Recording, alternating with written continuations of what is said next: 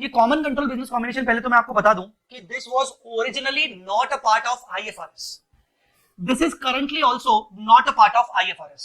अब क्योंकि वो आईएफआरएस का पार्ट नहीं था, तो जब इंड AS 103 को ड्राफ्ट किया गया, तो आप सब जानते हो कि आईएफआरएस से ही कॉपी किया गया है। मैं वर्ड कॉपी बोलूं तो आप उसको दिल पे मत लेना। तो इंड AS को कहीं ना कहीं आईएफआरएस से ही कॉपी किया गया, ड्राफ्ट किया गया। तो कोशिश यही की गई है कि पैरा टू पैरा मैच किया जाए, पैरा नंबर भी सब कुछ मैच किया गया, नाम वगैरह सब मैच किया गया। अब नीड ये हुई कि ये बेसिकली इंडिया में ऐसे टाइप के ट्रांजैक्शंस होते हैं टैक्स का बेनिफिट लेने के लिए, इनकम टैक्स का बेनिफिट लेने के लिए, amalgamation in the nature of merger जैसे ट्रांजैक्शन होते हैं। किसी को याद है amalgamation in the nature of merger? आपके इनकम टैक्स में शायद कैपिटल गेन में कुछ एग्जम्पशंस हैं सेक्शन 47 वगैरह में, if I am not wrong section 47 होगा। सो इंडिया में ट्रांजैक्शंस ऐसे होते हैं जब amalgamation in the nature of merger होता है, तो इनकम टैक्स में आपको कुछ बेनिफिट्स मिलते हैं अगर आपको कुछ कंडीशंस फुलफिल अगर आप कर लेते हो तो नीड हुई कि यार उस अकाउंटिंग को हम इंड AS में भी लेके आए। अब इंड AS में लेके तो आए, पर आईएफआरएस में तो वो है ही नहीं, तो वो हम उसको कौन से पैराग्राफ में रखें? तो उन्होंने उसको पैराग्राफ में रखा ही नहीं, उसका उन्होंने अलग से एक अपेंडिक्स बना दिया। मतलब पूरे इंड AS के बाहर उन्होंने अलग से उसको एक अटैचमेंट के रूप में रख दिया, कॉमन कंट्रोल बिजनेस कॉम्बिनेशन। आई बात समझ में कि नहीं? यस, ये कार्विन है, आप इसको कार्विन बोल सकते हो। So basically this is not a part of IFRS originally, ठीक है? कोई सेक्शन नहीं बोल रहा, सिर्फ यस सर बोल रहे हैं। मतलब सब मेरी तरह है कि कॉन्फिडेंस उनको नहीं है टैक्स में कि कौन सा वाली बात चल रही है, बस हाँ बोल रहे हैं, हाँ सर जो बोल रहे हो आप वो सही होगा, है ना? तो control exist with the same party. अब इसका मतलब क्या है, इसका सेंस क्या है? Control exist with the same party का मतलब क्या है? Same control exist with the same party का मतलब ये है जहां ट्रांजैक्शन तो हुआ है, हमने बिजनेस टेक ओवर तो किया है, पर अल्टीमेटली उससे कंट्रोल हमारे पास आया ही नहीं, कंट्रोल हमारे पास एक्चुअल में आया ही नहीं। मतलब यूं समझो कि ए लिमिटेड के दो सब्सिडरीज हैं, सब्सिडरी 1 सब्सिडरी 2, बी और सी, 100% और 100%। अब बेसिकली हुआ ये कि A sold its investment in C to B, A ने अपना इन्वेस्टमेंट सी का बी को बेच दिया। मतलब कहीं ना कहीं अब ऐसा कुछ हो गया, अब कुछ ऐसा हो रहा है, ए का बी में, बी का सी में। मतलब बी ने ए से इन्वेस्टमेंट खरीद लिए, बट स्टिल अल्टीमेट अथॉरिटी कौन है? स्टिल अल्टीमेट अथॉरिटी ए होगा, अल्टीमेट अथॉरिटी ए होगा। आई बात समझ में कि नहीं? अच्छा, ऑल राइट, मैं आपको कुछ और एग्जांपल देने वाला हूं, मैं आपको डिटेल में लेके जाने वाला हूं कॉमन कंट्रोल बिजनेस कॉम्बिनेशन के। और वो डिटेल में जाने के लिए आपको ना स्क्रीनशॉट लेना पड़ेगा, आपको स्क्रीनशॉट लेना पड़ेगा। So be ready to take the screenshot, be ready to take the screenshot. आप एक काम करिए, आप कॉमन कंट्रोल बिजनेस कॉम्बिनेशन के ये 3 चीजें हैं, इसका स्क्रीनशॉट ले लो, आप इसका स्क्रीनशॉट ले लो।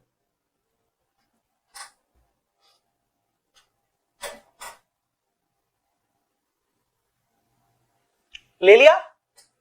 मैं 5 तक गिनूंगा, वापस से चेंज करूंगा।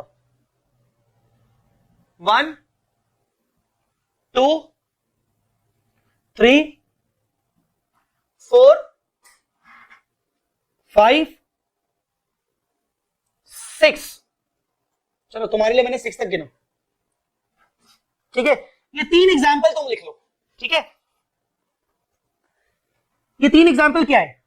When two companies merge and form a new company, when two companies merge and form a new company, मतलब एग्जाम्पल लिखा हुआ है A limited plus B limited is equal to C limited, but यहां पर control जो है वो still A limited के पास ही है। अरे हुआ ये कि दो कंपनीज आपस में मर्ज हुई, A लिमिटेड B लिमिटेड, अरे amalgamation in the nature of merger, तुम्हारा आईपीसीसी वाला, A लिमिटेड B लिमिटेड मर्ज होके C लिमिटेड बन गई, पर उस C लिमिटेड को कौन संभाल रहा है? A लिमिटेड का मैनेजमेंट। ए लिमिटेड के मैनेजमेंट के पास पूरे सी लिमिटेड का कंट्रोल है। मतलब इसका मतलब देखा जाए तो ए लिमिटेड के पास पहले भी खुद का कंट्रोल था, और कहीं ना कहीं ए लिमिटेड के पास अब बी का कंट्रोल भी आ गया, तो control exist with the A limited only. मतलब ये एक ऐसा ट्रांजैक्शन हुआ जहां कंट्रोल ए के पास ही हुआ with the same party, understood और नॉट? बेचारा बी फंस गया। तो अच्छा, when two companies merge and form a new company in which share hold, sorry जो मैंने बोला मैंने रिवर्स एक्विजिशन का बोल दिया गलती से। मैंने यहां पर बोला A limited plus B limited is equal to C limited. अब जो सी लिमिटेड में जो शेयर होल्डर्स हैं वो कहीं ना कहीं ए और बी के हैं और दोनों शेयर होल्डर्स के पास इक्वल कंट्रोल है सी लिमिटेड में। सॉरी माय मिस्टेक, मैं जल्दबाजी में कहीं ना कहीं रिवर्स एक्विजिशन समझा बैठा, क्योंकि रिवर्स एक्विजिशन थोड़ा सा इसी से रिलेटेड होता है, इसी एग्जांपल से रिलेटेड होता है। Sorry my mistake. A limited और बी लिमिटेड आपस में मर्ज हो गए और दोनों के शेयर होल्डर चले गए सी लिमिटेड में, और सी लिमिटेड के अंदर दोनों शेयर होल्डर्स के पास इक्वल कंट्रोल है, दोनों शेयर होल्डर्स के पास इक्वल कंट्रोल है, कोई किसी ऊपर कोई किसी के ऊपर डोमिनेट नहीं कर रहा है। So this is a pure case of amalgamation means common control business combination, common control business combination। ओ भाई प्लीज सॉरी मिस्टेक हो गई, आप प्लीज आप अभी समझ पा रहे हो कि नहीं? ए लिमिटेड के शेयर होल्डर्स बी लिमिटेड के शेयर होल्डर्स मिक्स होकर सी लिमिटेड में चले गए और इट वाज डिसाइडेड कि सी लिमिटेड को दोनों का मैनेजमेंट इक्वली डील करेगा, सी लिमिटेड में दोनों के शेयर होल्डर्स को प्रोपोर्शनल राइट्स होंगे। अंडरस्टूड और not? Two companies merge and form a new company in which shareholders of both the companies will have the same rights. Clear? दूसरा, when subsidiary of a group acquires the control of another existing subsidiary of the same group। मैंने अभी आपको एक example दिया, ए का B में, ए का सी में, पर ए ने अपने सी वाले इन्वेस्टमेंट बी को बेच दिए, बट स्टिल कहीं ना कहीं कंट्रोल ए के पास ही है, कहीं ना कहीं कंट्रोल ए के पास ही है। ठीक है, ये मैंने आपको एग्जांपल ऑलरेडी दे दिया था, ये मैंने आपको एग्जांपल ऑलरेडी दे दिया था। An existing company transfers one division to a newly incorporated company। इसको पढ़ो पहले, इसको पढ़ो, इसको मुझे समझाओ, इसको पढ़ो, इसको मुझे समझाओ।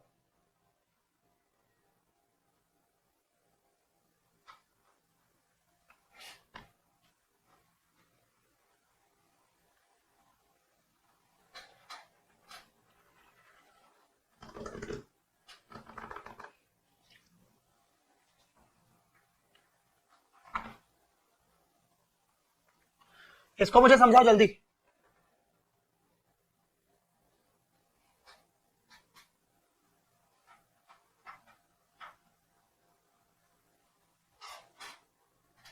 सेम एज डीमर्जर, पर डीमर्जर से थोड़ा सा अलग है, डीमर्जर से थोड़ा सा अलग है, थोड़ा सा अलग है। An existing company transfers one division to a newly incorporated company. Such new company issues shares to the shareholders of existing company, as a result of which such shareholders get the control over the new company.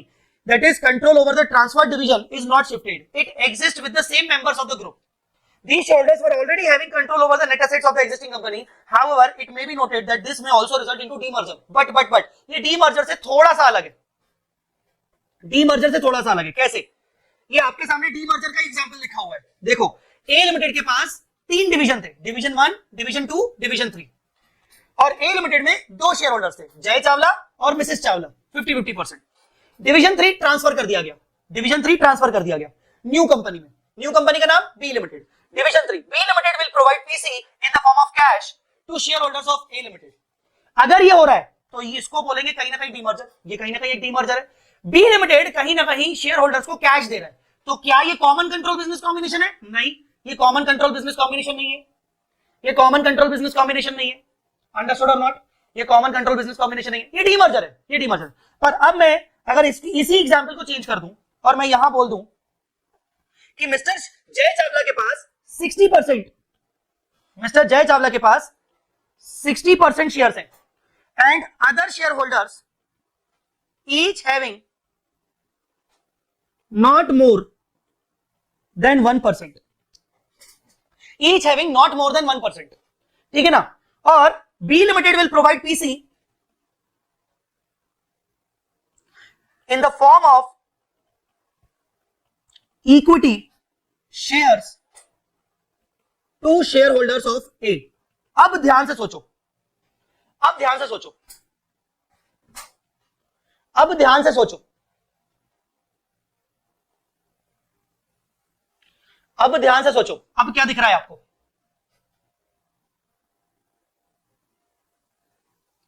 अब ये क्या हो गया?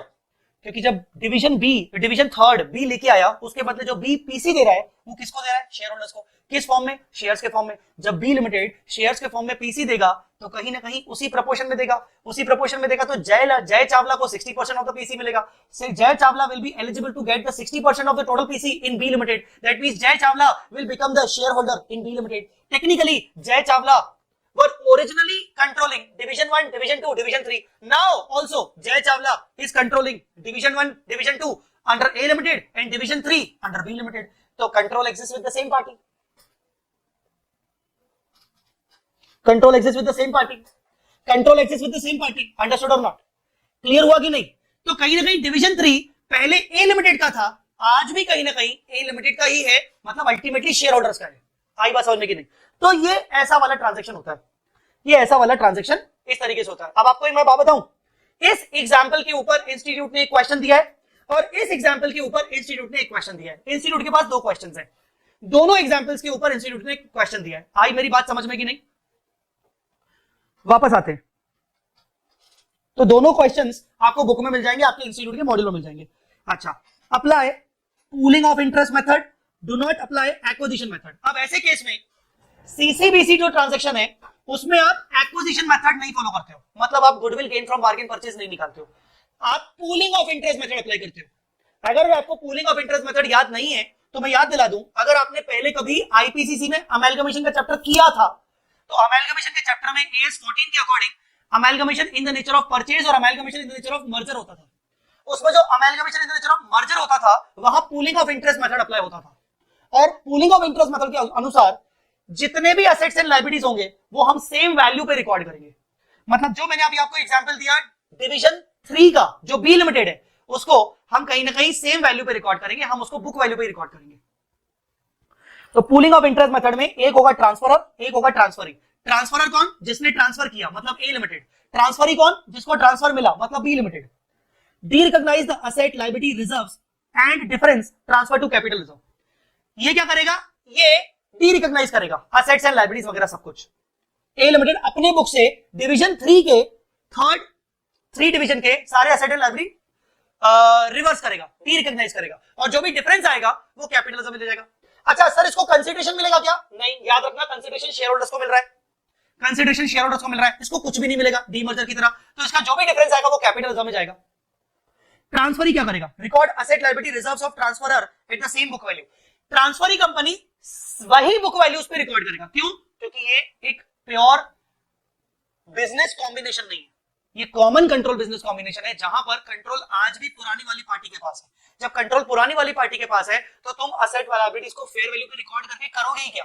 Fair value पे record करके तुम कुछ नहीं उखाड़ पाओगे, फेयर वैल्यू पे रिकॉर्ड होगा ही नहीं, क्योंकि अल्टीमेटली कंट्रोल अभी भी पुरानी पार्टी के पास है। तो पुरानी पार्टी ही उसको नॉर्मल कंसोलिडेशन करेगी, फेयर वैल्यू पे रिकॉर्ड करेगी। Record the purchase consideration agreed, difference of the above shall be recorded in the capital reserve. चाहे डेबिट बैलेंस हो चाहे क्रेडिट बैलेंस हो, यहां पर गुडविल कैपिटल रिजर्व, गुडविल नहीं आएगा, सिर्फ यहां पर कैपिटल रिजर्व आएगा। आई बात समझ में कि नहीं? क्लियर हो कि नहीं? अच्छा, यहां ना एक बात गलत लिखी, एक बात छोटी सी गड़बड़ हुई है, यहां रिजर्व नहीं आएगा, यहां रिजर्व नहीं आएगा, यहां रिजर्व नहीं आएगा। बेसिकली यहां पर क्या आएगा?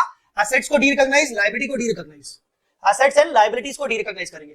नहीं, रिजर्व को नहीं करेंगे, रिजर्व कंटिन्यूड रहेंगे, क्योंकि रिजर्व तो ओवरऑल कंपनी वाइज होते हैं, रिजर्व तो ओवरऑल कंपनी वाइज होते हैं, मतलब reserve equity share capital continued रहेगा। बेसिकली यहां असेट लायबिलिटी डी रिकॉग्नाइज होगा, पर यहां ट्रांसफरी कंपनी डिवीजन 3 के असेट्स लेके आएगी, डिवीजन 3 के लायबिलिटीज लेके आएगी। उस डिवीजन 3 के रिस्पेक्ट में अगर कोई रिजर्व रखा हुआ था पुरानी कंपनी में, वो भी उसकी मिरर इमेज क्रिएट करेगी, वो भी उसकी मिरर इमेज क्रिएट करेगी। अंडरस्टूड और नॉट? अब आपको यहां पर एक डाउट आ रहा होगा कि सर ये कंपनी रिजर्व क्यों लेके आ रही है? वहां तो रिजर्व हमने डी रिकॉग्नाइज नहीं किए। बेटा, सेम इफेक्ट देने के लिए, डोंट वरी, आपका इफेक्ट सेम आएगा।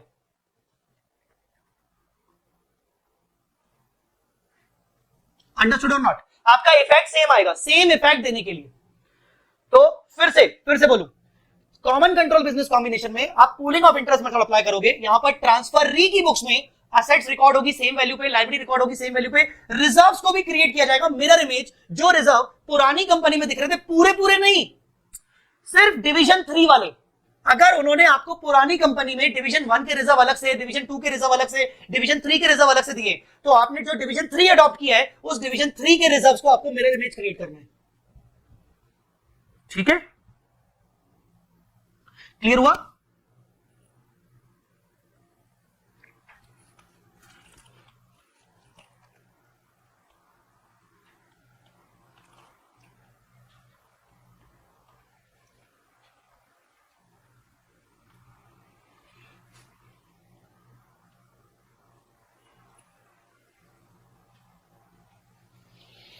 समझ आया कि नहीं? कॉमन कंट्रोल बिजनेस कॉम्बिनेशन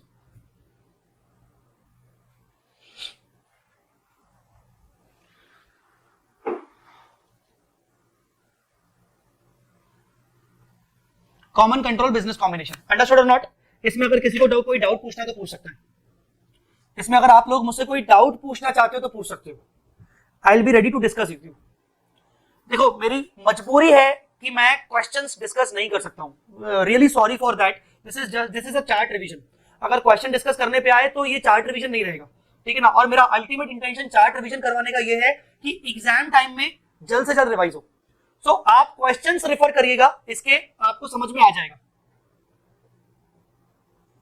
आप क्वेश्चन रेफर करिएगा, आपको एग्जांपल से समझ में इनके क्वेश्चन से समझ में आ जाएगा। बेसिकली आप एंट्री क्या करोगे? अगर मैं एंट्री की बात करूं तो ये एंट्री क्या करेगा? ये एंट्री करेगा लायबिलिटी डेबिट टू असेट्स,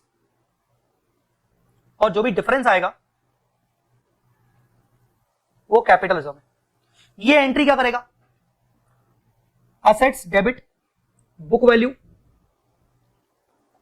ठीक है ना, to liabilities book value, to reserves book value, mirror image same reserve create करेंगे, टू पीसी, यहां पीसी की वैल्यू आएगी कुछ भी, ठीक है ना? जो भी डिफरेंस आएगा वो कैपिटलिज्म है, चाहे डेबिट बैलेंस हो चाहे क्रेडिट बैलेंस हो, वो कैपिटलिज्म में आएगा। Sir how will we differentiate between reverse acquisition and common control? बता दूंगा, पहले मैं रिवर्स एक्विजिशन पे आऊं, क्योंकि आप हमेशा एक ही चीज बोलते हो, आप आगे की चीजें पहले पूछ लेते हो। कोई ना कोई बच्चा ऐसा मिल ही जाता है मेरे को, मेरे बैच में, चाहे कोई भी बैच हो, सुपर 50 में जतन ऐसी चीजें पूछता था। अगर जतन ये लेक्चर सुन रहा होगा तो उसको समझ में आ जाएगा। आज कैसे भी करके सर ये चैप्टर खत्म कर दो। नहीं बेटा, आज कैसे भी करके मतलब मैं बोल तो मेरे को 10 मिनट में खत्म करवा दूं, ऐसा नहीं होता बेटा। जो चीज है वो उसी हिसाब से चलनी है। आप इसको पढ़ रहे हो समझने के लिए, खत्म करने के लिए नहीं पढ़ रहे हो। एक चीज याद रखना, अगर पढ़ाई कर रहे हो ना तो उसको लिटरली दिमाग में डालने के लिए पढ़ रहे हो, आप उसका कोर्स कंप्लीट करने के लिए नहीं पढ़ रहे हो।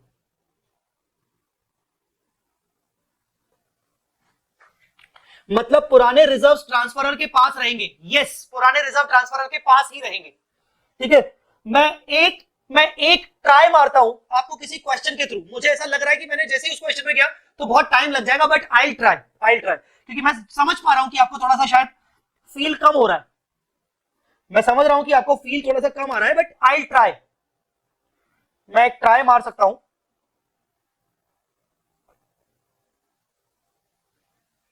मैं एक ट्राई जरूर मार सकता हूं, ठीक है। ऑल राइट, अब ये क्वेश्चन है, मैं क्वेश्चन को नहीं पढ़ूंगा। इस क्वेश्चन में इंटरप्राइज लिमिटेड है और उसके दो डिवीजन है, लैपटॉप और मोबाइल। दो डिवीजन है, दो कंपनीज नहीं है। अगर आप ध्यान से देखेंगे तो सरप्लस दिख रहा होगा आपको दोनों में, आपको दोनों में सरप्लस दिख रहा होगा, लैपटॉप डिवीजन का रिजर्व और मोबाइल डिवीजन का रिजर्व। अब इस क्वेश्चन में जो मोबाइल डिवीजन है उसको हम ट्रांसफर कर रहे हैं। मोबाइल डिवीजन को हम किसको ट्रांसफर कर रहे हैं? टर्न अराउंड लिमिटेड को ट्रांसफर कर रहे हैं। अब यहां पर देखो क्या लिखा है,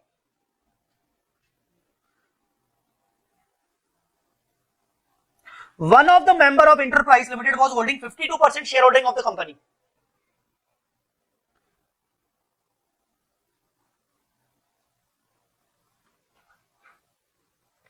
one of the member of the enterprise was holding 52% of share holding of the company.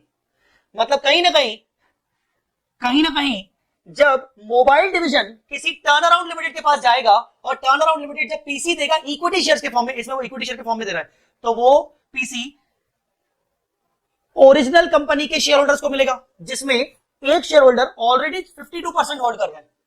तो फ्रेंकली स्पीकिंग उसके पास ही कंट्रोल पहले भी था मोबाइल डिवीजन का, आज भी मोबाइल डिवीजन का कंट्रोल है।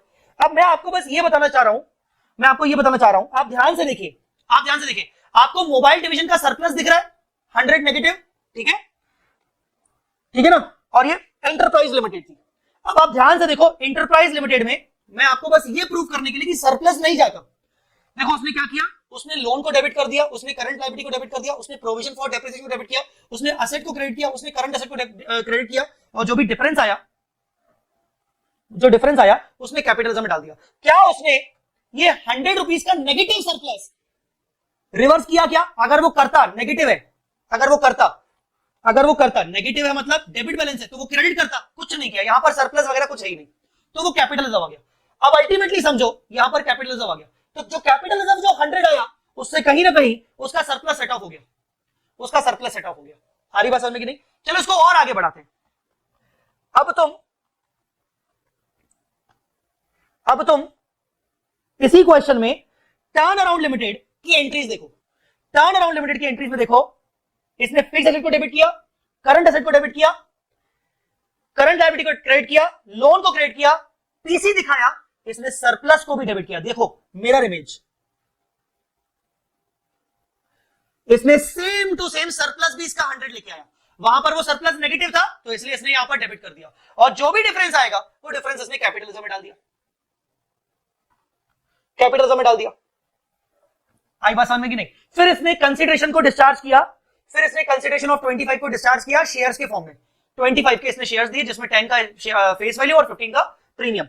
अगर आप प्रूव करोगे, अगर इसमें अपन प्रूव करें कि वाकई में क्या इंपैक्ट पड़ा, तो आप इंटरप्राइज लिमिटेड की बैलेंस शीट बना लेना आफ्टर सीसीबीसी, और टर्न अराउंड की बैलेंस शीट बना लेना आफ्टर सीसीबीसी। आपको बैलेंस शीट बनाने के बाद आपको समझ आएगा कि इफेक्ट नलिफाई हो गया। देखो शेयर कैपिटल इंटरप्राइज लिमिटेड में शेयर कैपिटल कितना है? 25, उसके सरप्लस 75 और कैपिटल रिजर्व 100। सर 75 कैसे? आइए बताता हूं। 175 पॉजिटिव, 100 नेगेटिव, तो ओवरऑल अभी भी 75। तो इंटरप्राइज लिमिटेड में कहीं ना कहीं जो इक्विटी है वो 25 प्लस ये जो मिलाकर, अच्छा 100 का कैपिटल रिजर्व क्रेडिट मिलाकर, ये टोटल इक्विटी फंड्स कितने हैं? 200। और टर्न अराउंड में क्या क्या आया? शेयर कैपिटल 10 का आया, सिक्योरिटी प्रीमियम 15 का आया, हमने सरप्लस का मिरर इमेज क्रिएट किया माइनस में 100, और हमारा कैपिटल रिजर्व भी डिफरेंस आया माइनस में 25। देखो कैपिटल रिजर्व आया था माइनस में 25, ठीक है। तो हमारा यहां पर इक्विटी कितना हुआ? यहां पर हमारा इक्विटी नेगेटिव 100 हुआ। तो positive 100, positive 200, negative 100, combined equity 100, combined equity 100। आप पुराने वाले केस में देखो, ये पुरानी बैलेंस शीट है बिफोर सीसीबीसी। बिफोर सीसीबीसी में आप कंबाइंड इक्विटी देखो 25 और 75, 100, 25 और 75, 100। सो द आइडिया इज कि सीसीबीसी में हम मिरर इमेज क्रिएट कर रहे हैं, transferee company mirror image create कर रही है, पर at the same time transferor अपने यहां से वो रिजर्व को भगा नहीं रही है। अंडरस्टूड और नॉट? अरे अब तो कुछ समझ में आया कि नहीं? मैंने पूरी कोशिश की कि कहीं ना कहीं आपको ये रीजनिंग बता दूं कि मिरर इमेज ट्रांसफर तो क्रिएट कर लेगी, पर ट्रांसफरर कंपनी अपनी बुक से रिजर्व्स को डी रिकॉग्नाइज नहीं करेगी।